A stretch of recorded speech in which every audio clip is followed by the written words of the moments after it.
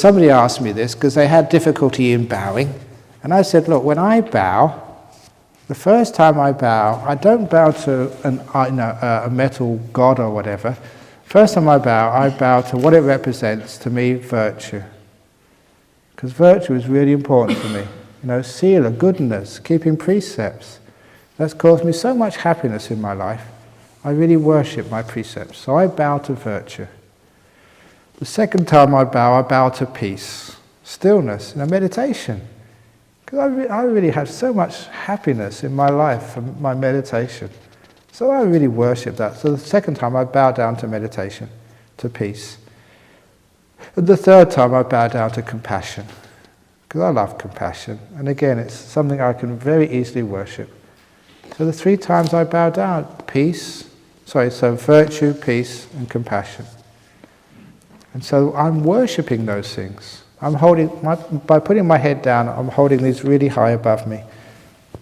And that means every time I bow, I'm remembering the importance of virtue, peace, and compassion. So those things grow in my life. So it's a reminder every time. So you don't just bow down to a metal image. You bow down to what it represents. To me, it's virtue, peace, and compassion. You can make up your own list of important qualities, what you want to bow down to. But that's what I bow down to.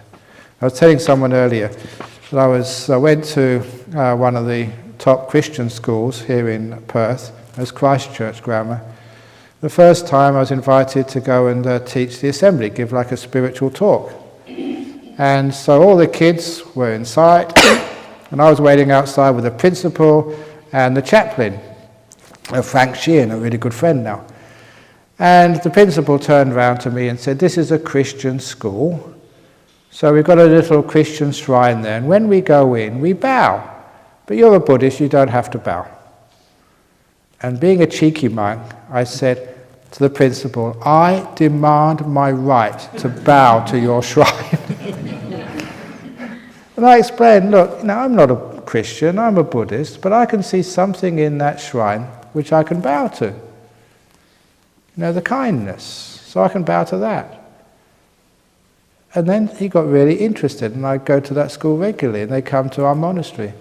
Because, it's something in any person, you can always see something to respect, and that's what you remember. So you can bow to that. You may not be a perfect person, but there's something inside you which you can respect and love. Bow to that. And then that thing which you see in yourself will grow and grow and grow. So by me bowing to virtue, peace, and compassion, those qualities grow. Was the Buddha vegetarian?